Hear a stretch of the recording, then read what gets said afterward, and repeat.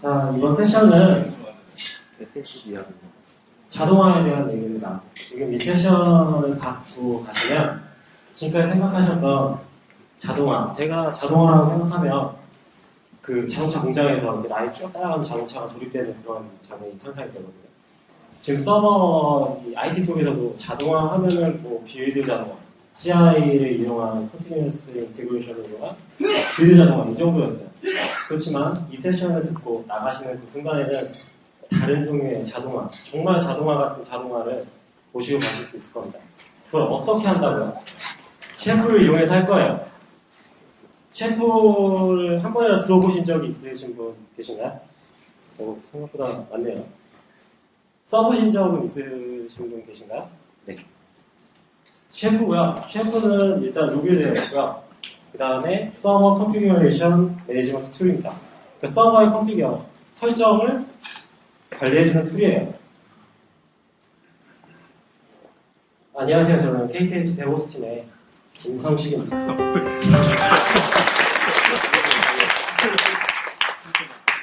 신선하죠? 중간에 플레이를 했어요. 제가 이 자리에 있는 이유는 조금 빨리 먼저 기회가 돼서 셰프라는 걸 먼저 접해봤어요. 뭐 제가 셰프를 잘해보고 잘하기 때문에 이 자리에 서 있는 게 아니라 뭔가 먼저 해봤기 때문에 그걸 이용해서 저희가 좀 응용도 해봤고 그래서 그런 경험을 같이 공유를 하고 싶어서 이 자리에 나오게 되었습니다. 이거는 제가 셰프의 나이프라는 게 있는데요. 나이프는 셰프를 이용할 때 쓰는 커맨드 라인 툴이에요. 커맨드 라인 툴 갖다가 시연을 한 건데요. 동영상이고요. 한번 보시면 제가 설명을 드릴게요. 나이프가 그냥 커맨드 라인에서 치는 명령 툴이다 라는 것만 알고 보시면 될 것 같아요. 장화도 깔았고요. 열심히. 나이프 버전 봤는데 10.12 신품의 버전이 나오네요. 그 다음에 뭐 하고 있어요. 지금 여기 맨 마지막 밑에 잘 안 보이실 거예요. 근데 서버를 만들겠다고 했고요. 그 뒤에다 서버 이름은 DevOps Raise라고 했어요. 그리고 그 뒤에 이상한 파라미터를 기계 줄 거예요. 이거는 서버의 스펙, 코어는 모르시고요. 또 하드디스크는 모르시고, 템플릿은 모르시고. 이 디스트로는 기본적으로 셰프 설치하기 위한 템플릿 파일이에요. 게시 파일이라고 보시면 되고요. 그 다음에 롤, 이 서버의 역할을 줬어요. 이 서버는 KTH Raise라는 롤을 할 거예요. 현재 존재하지 않는 서버를 만들고 있는 거예요. 메서드 칩니다. 지금 보라색이 잘 안 보이는데 waiting for 서버라고 해요. 서버가 만들어지길 기다리고 있어요. 지금 시간이 걸려서 넘겼습니다. 그리고 IP가 나왔어요. 그 다음에 뭔가 뭐 하고 있어요. 리파지토리 추가하고요. 그 다음에 뭔가 설치를 굉장히 열심히 해요. 쭉 날아가요. 그리고 브라우저에서 저 퍼블릭 IP로 쳐놨는데 크롬에서 아무것도 안 나와요. 이제. 안 나오죠? 근데 얘가 하고 있어요. 셰프가 설치되고요. 맨 마지막에 클로닝 into add이라고 있어요. GitHub에서 레이즈 프로젝트에 땡겨보는 거예요. 그 다음에 레이즈 프로젝트에 필요한 잼들을 설치하고요. 그 다음에 잼이 좀 많이 필요해요. 잼들을 쭉 설치하고 맨 마지막에 이 레이즈 프로젝트를 스타트를 시킬 거예요. 다 끝났죠? 이제 브라우저를 다시 켜서 뭐가 되는지 한번 볼게요. 앱이 떴네요. 기존에 존재하지 않는 서버에다가 서버 존재하지 않았죠. 거기다가 내가 어떤 서버를 만들겠다 스펙을 정했었고요. 그 다음에 그 서버가 어떤 역할을 할 것인가 적어줬어요. 그리고 그냥 엔터를 쳤는데 서버가 하나 만들어지고 레이즈 프로젝트가 GitHub에서 새로운 소스가 땡겨져 왔고요. 그 다음에 서비스가 올라갔어요. 가입도 되고요. 저예요. 저도 가입도 되고 앱이 생겼어요. 제가 보기엔 이런 게 자동화 아닌가요? 지금 이 명령을 한번 나이프 명령 CS, 나이프 클라우드 스택이라는 플러그인을 깔아서 이제 거의 끝날 때가 다 됐어요. 끝날 때가 다 됐기 때문에 그죠? 끝날 때가 다 됐죠. 다시 정리를 하면 제가 나이프 CS 이제 클라우드 스택이라는 플러그인을 설치를 했고요. 이거에 유클라우드에서 지금 작업한 건데 uCloud에 맞게 클라우드 스택 플러그인 약간 수정을 했어요. 그리고 이 동영상에 약간 사기가 있어요. 제가 몰래 뒤에서 지금 클라우드 스택, 클라우드 스택은 기본적으로 서버를 만들면 퍼블릭 IP를 디폴트로 설정하게 되어 있어요. 클라우드 스택 같은 경우에는요. 근데 uCloud는 정책적으로 막고 있어요. 따로 퍼블릭 IP를 인스턴스를 만드는 순간에 퍼블릭 IP를 주지 않아요. 왜냐하면 퍼블릭 IP가 돈이니까. 그래서 이 동영상을 찍고 있는 동안에 몰래 뒤로 가서 제가 퍼블릭 IP를 뺐다했어요. 그래서 이제 바로 브라우저에서 보인 거지만 일단은 서버가 된다는 거 보셨으니까 여기서 클라우드 얘기가 자꾸 나왔어요.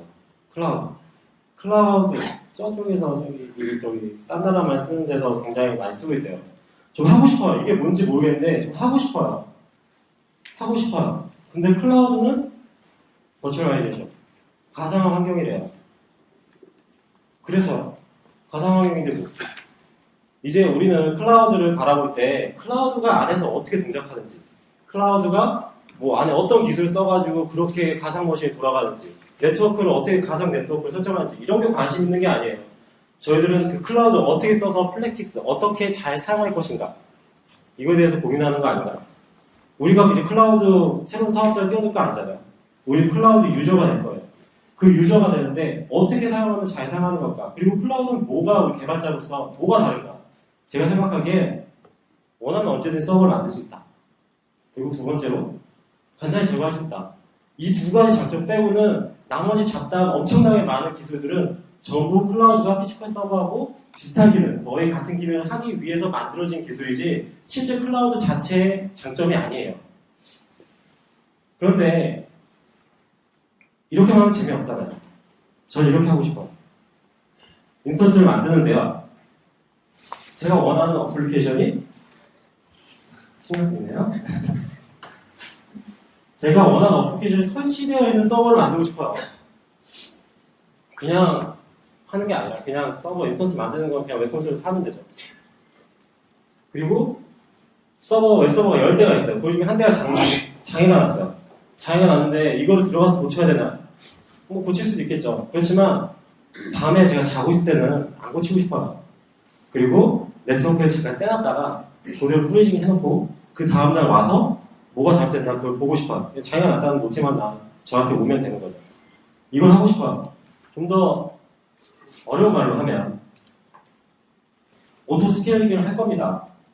오토 스케일링을 할 건데 좀 스마트하게 그냥 기본적으로 스냅샷 떠다가 스케일 아웃 할 때 똑같이 스냅샷 가져가다가 이미지 떠가지고 그 이미지 다시 인스턴스로 올리면 뭐가 되나? 다시 손으로 뭐 해야 되죠?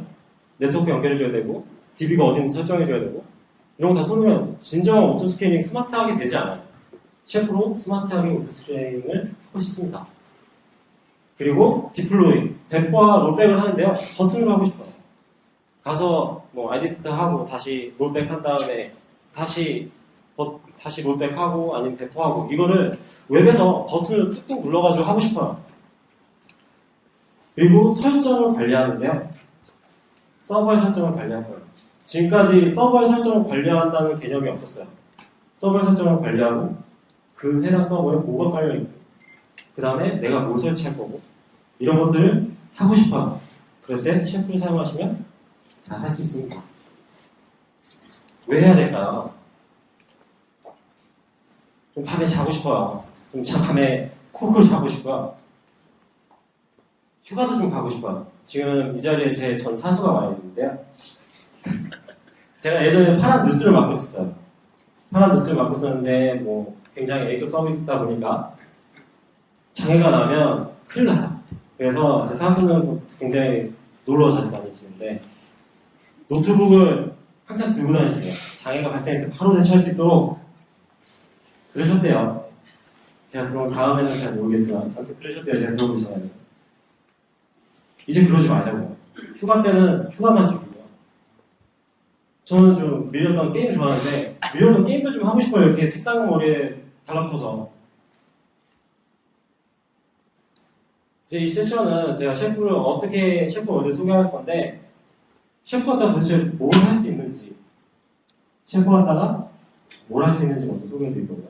그 다음에 도대체 그러면 어떻게 할 거냐 라는 거를 설명을 드릴 거고요. 그 다음에 실제로 소스 코드 봐야죠. 저희 개발자인데 소스 코드 안 보고 말로만 할 수 없잖아요. 소스 코드 간단하게 살펴볼 거예요.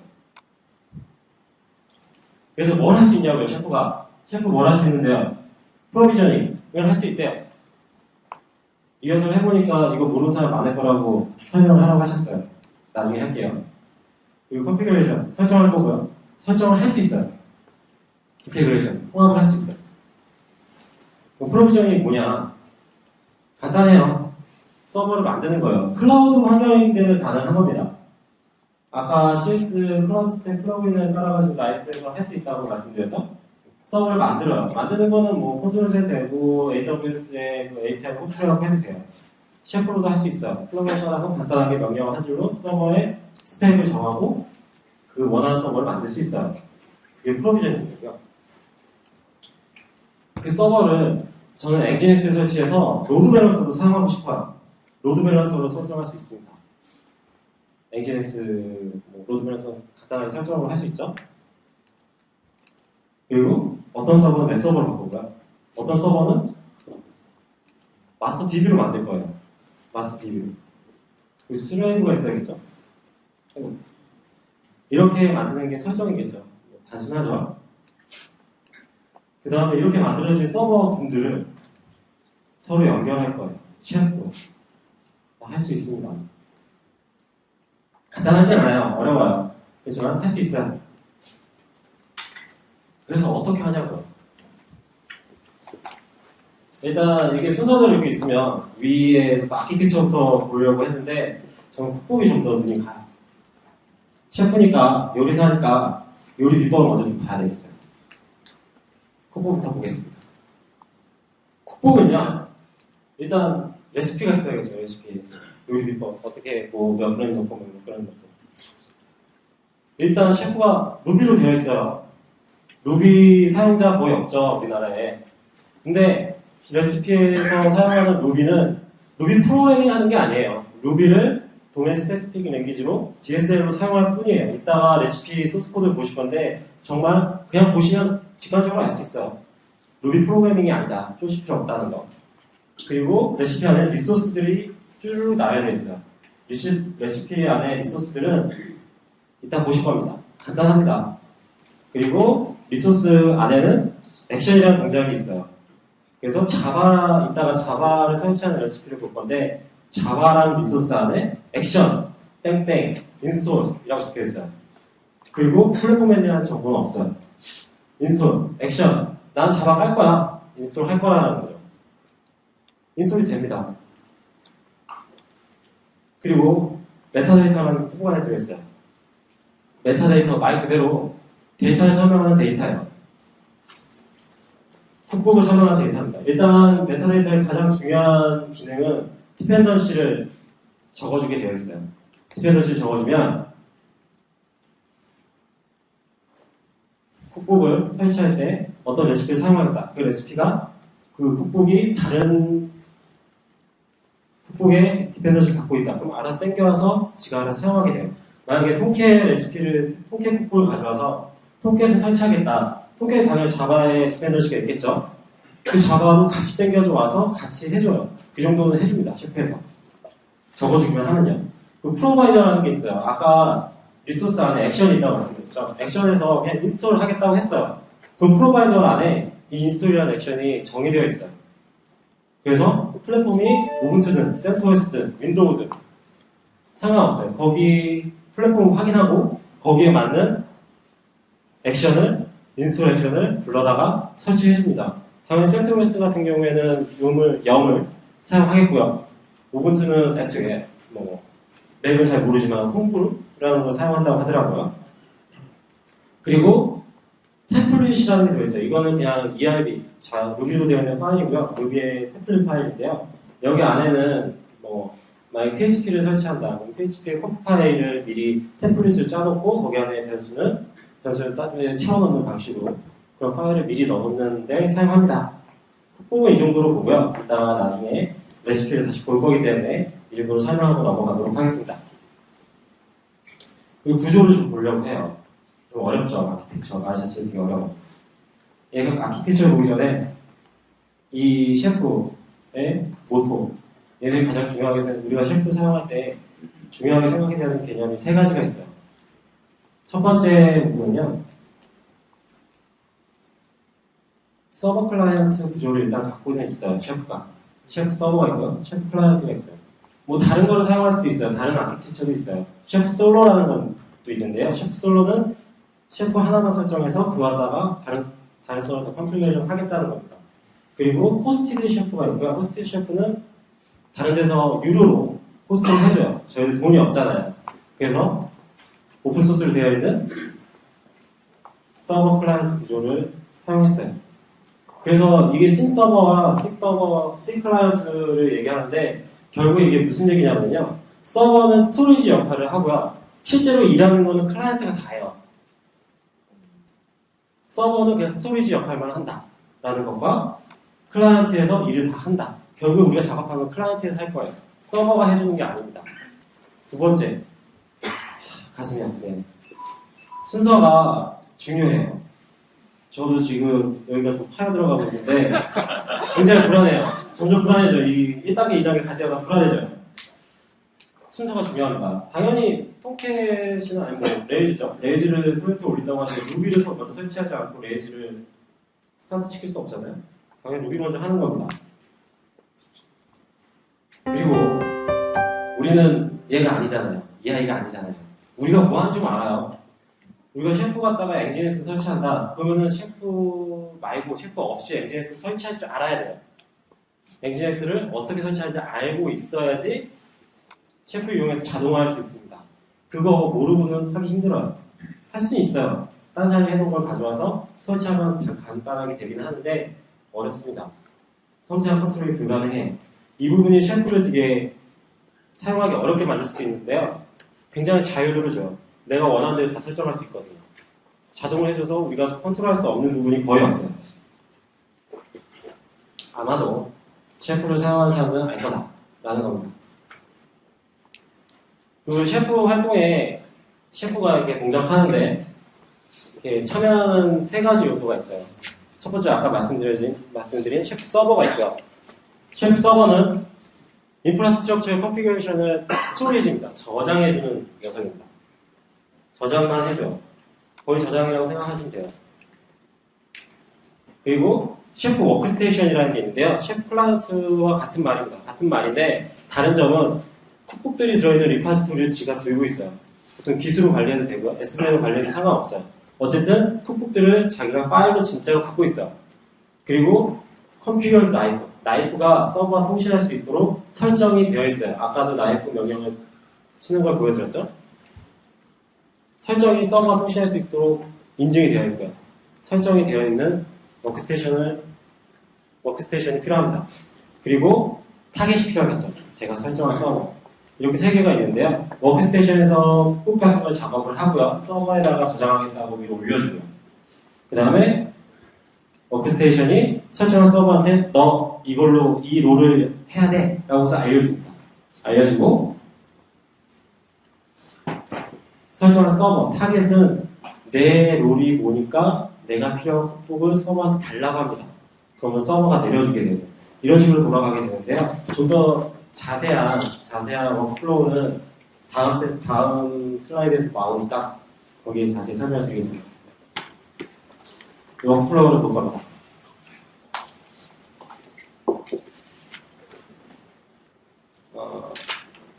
일단 워크스테이션이 있어야 된다고 말씀드렸죠. 워크스테이션이 있어야 돼요. 워크스테이션 첫 번째로 자기 작업을 하는데 이런 서버를 만들 거라고 상상을 해요.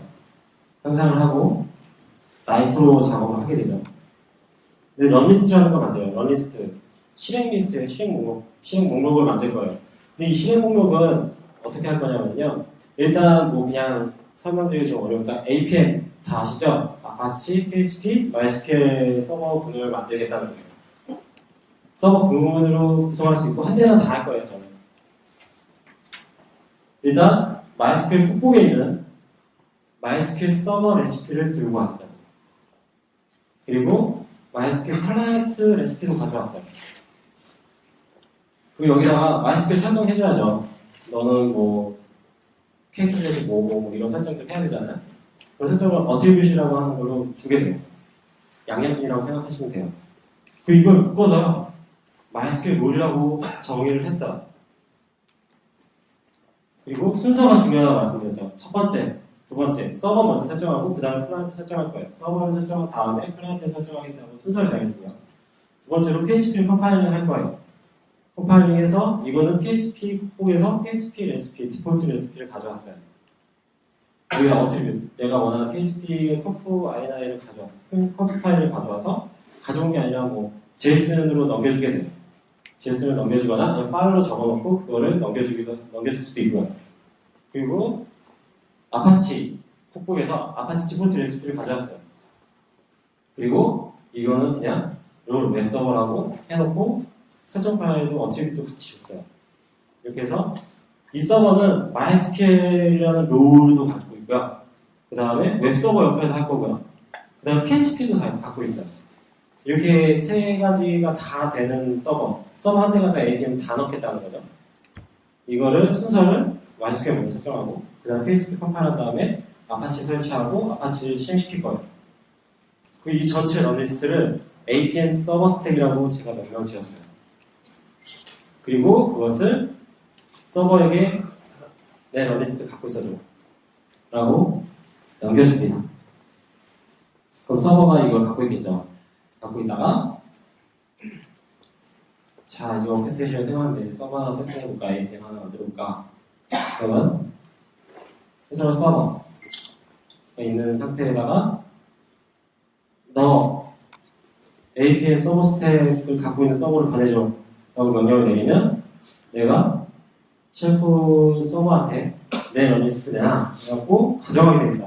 그럼 아까 런리스트 만들어놨던 APM 서버 스택 거를 가져다가 회전 서버에 설정이 돼요. 이 과정에서 설정한 서버에는 타겟 서버에는 셰프 클라이언트가 같이 깔리고요. 결국에 이 클라이언트가 다 아는 거예요. 일단 이 클라이언트를 설치하고 이 클라이언트가 훅 자기의 런리스트를 다 가져오고 이것을 자기 설정 서버에 자기 자신한테 스스로 적용시키는 겁니다. 이런 과정을 하게 되고요. 여러분들이 셰프를 사용하게 된다. 그럼 이 워크스테이션에서 훅북을 짜는데 거의 시간을 다 소비하게 될 거예요. 그럼 이제 소스를 좀 볼게요. 소스를 볼게요. 안 보이시죠? 일단 자바를 설치하는 레시피를 하나 가져왔고요. 지금 이게 루비입니다. 루비 하실 줄 아시죠? 루비 다 하실 줄 아시죠? 일단 케이스가 나왔고요. 자바 버전이 뭐냐에 따라서 6일 때는 타르보로 이거지 저 해시값을 가져오고 저희 값을 해시값을 가져오겠다고 설정했어요. 이거 뭐 기초적이잖아요. 케이스문이에요.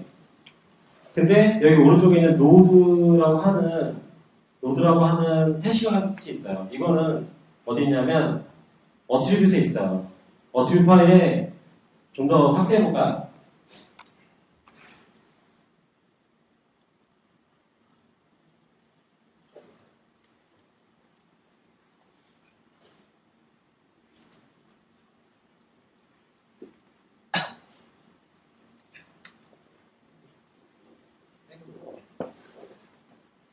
제가 시간을 끌기 위한 건 아닙니다.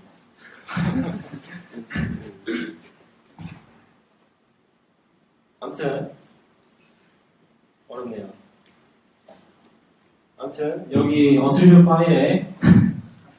파일에 그냥 이 해시값은 뭐, 이 해시값은 뭐, 자바 6일때는 뭐 이렇게 하고 그냥 정의를 쭉 해놨어요.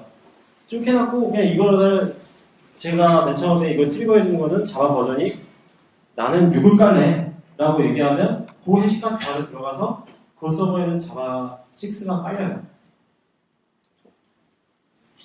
그 밑에 보면 루비 블럭이 하나 있어요. 루비 블럭. 결국에 여기 그 위쪽에 있는 케이스 웨이나 이런 것도 루비긴 하지만 루비 블럭이라고 해서 명시적으로 나는 여기 안에 루비라고 사용하겠어 라고 해서 정해줍니다. 별거 없죠. 블럭 두 대신에 두가 결국에는 중괄호입니다. 자바에. 중괄호인데 자바 홈으로 설정할래.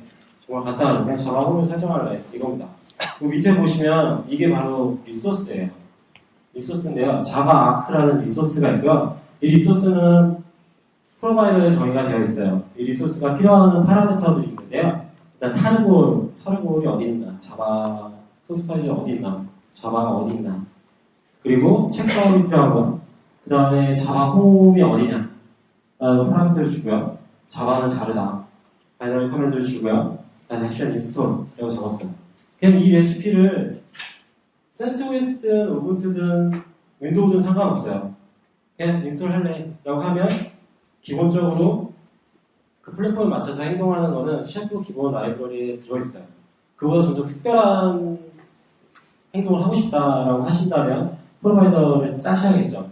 그렇지만 기본적으로 그냥 설치하겠다 하면 액션 인스톨 하면 셰프가 알아서 해줍니다. 기본 라이브러리에 다 들어있어요. 자, 이제 몇 장 안 남았어요. 너무 시간이 빨리 가는데요? 천천히 가는데요? 그래서 저희 KTH에서는 아까 팀장님이 간단하게 말씀드렸는데 좀 응용하고 싶어요. 그리고 이거를 저희들만 사용할 게 아니라 좀 다른 사람들 좀 사용할 수 있게 하고 싶어요. 그래서 시스라는 걸 만들었어요. 시스는 칼집이라는 뜻이에요. 개발자들이 이제 나 쓰다가 다칠까봐 칼집을 잘 싸서 주겠다는 그런 의미로. 일단 이건 광고고요. 광고입니다. 이것도 동영상을 찍었어요. 아까 똑같은 작업을 합니다.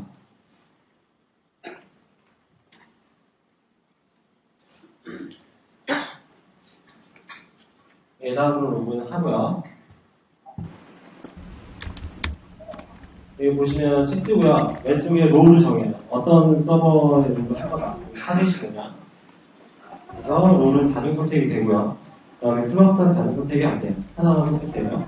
그 다음에 알아서 하게 하면 서버 만들기. 아까 보시면 머신이 뭐 2기가 또 이렇게 여러 가지가 보일 수 있고, 하드스도 볼 수 있고요. 그 다음에 OS를 고르고, 목동에다가 어떤 서버를 만들래. 라고 만들기 표현치를 누르면 밑에 로고가 나옵니다. 올라가는 거 보이시나요?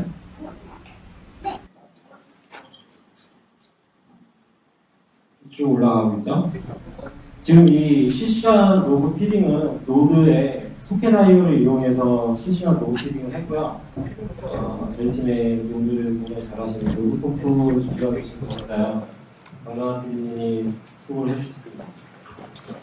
그리고 똑같은 시스템에 노드 이름이 존재한다. 이렇게 뜨고 있고요. 그 다음에 실시간으로 지금 작업하고 있는 부분은 저렇게 깜빡깜빡 거려요. 그리고 웹페이지 로그를 보면 이렇게 아까 나왔던 로그들이 나오고요. 여기 보시면 제 이름도 있고요. 뭘 했고 언제 했고 제 IP가 뭐고 시간이 있고 이렇기 때문에 아무나 들어와서 이렇게 막 서버 만들 수가 없어요. 만들면 다 로그가 찍히기 때문에. 그럼 지금 뭐 하고 있는지 약간 비슷한 화면에 나오죠. 이렇게 해서 베이스 리파지토리를 추가하고 있고요. 역시 크롬 브라우저에서 안 뜨고요.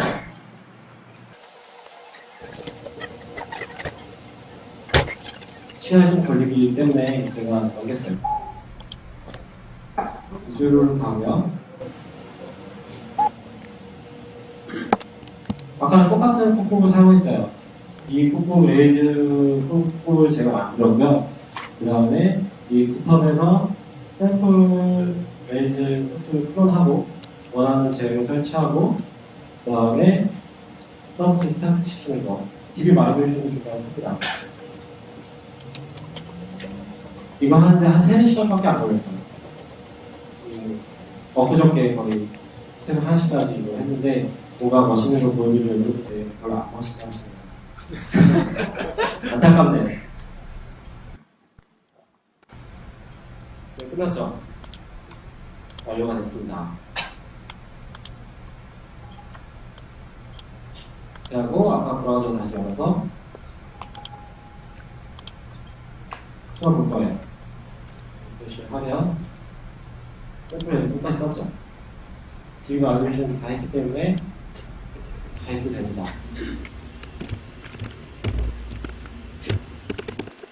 그래서 서비스를 하고 있어요. 서비스를 하고 있고 DB가 어디 있다고 이게 알고 있어요.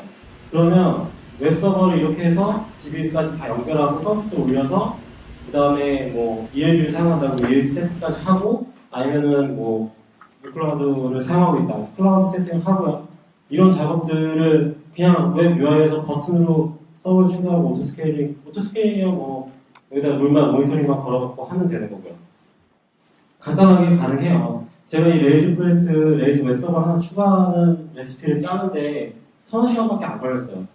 자동화하는 이 스크립트를 짜는데 이 기존의 서버를 이런 식으로 늘리겠다고 생각해 본 적이 거의 없었던 것 같아요.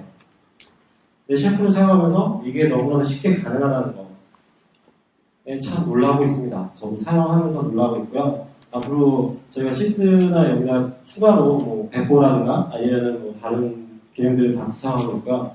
셰프 나이프를 이용해서 어떻게 저희가 활용할 수 있을지 좋은 경험이 되고 있습니다.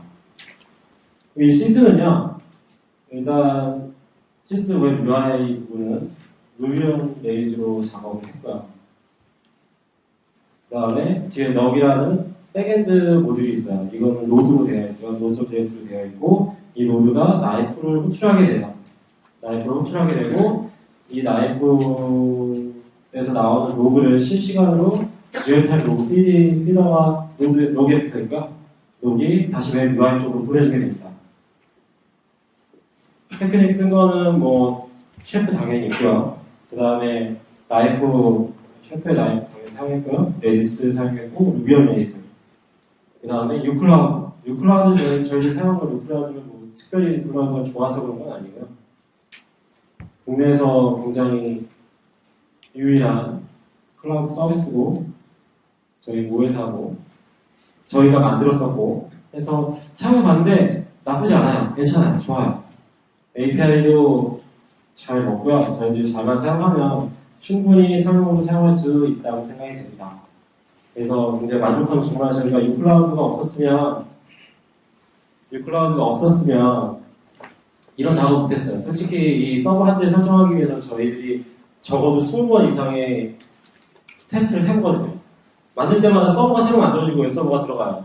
그러면 계속 돈이 나가죠. 이런 작업들이 필요한데 유클라우드가 도와주기 때문에 이런 작업들이 시행착오가 굉장히 많았음에도 불구하고 저비용으로 할 수 있었죠.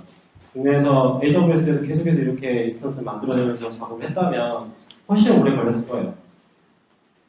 그리고 실시간으로 로그가 피딩되는 부분도 원래는 그렇게 중요한 부분은 아니에요. 그렇지만 저희가 로그가 실시간으로 올라가는 것에서 시각적인 효과를 줘서 그 사용자로서 만족감을 추구시키는데 굉장히 좋은 역할이 되었고, 그리고 저희가 예전에 뭐 기트랩을 사용하고 그 다음에 기폴리스로 옮겨가는데 기트랩에 저희들이 함정에 빠진 게 기트랩이 너무 이뻐요. 그리고 기폴리스 너무 못생겼어요. 그냥 웹이 너무 못생겨서 저희는 인기조차 안 줬거든요. 이뻐야 돼요, 웹은. 그래서 그런 교훈도 얻었어요. 그래서 시스하거나 아니면 그 실시간 로그 피딩 같은 경우에도 계속해서 예쁘게 보이려고 많이 했습니다. 일단은 제가 준비한 거 여기 있는데 5분 정도 남았어요. 아까 팀장님께서 10분 정도 초과하셨죠. 제가 5분 정도 빨리 끝내드리려고 일부러 한 건 아니고요. 하다 보니 그렇게 됐는데요. 혹시 질문 있으시거나 그러시면 제가 잠깐 오른쪽 여기 앞에 있을 테니까요. 질문해 주시고요. 오늘 이제 한 세션 남았습니다. 정말 수고 많으셨고 1시간 남았어요. 이제 경품 추첨 시간이 남았습니다. 좀만 참으세요. 우리 좀 드시고 수고하셨습니다.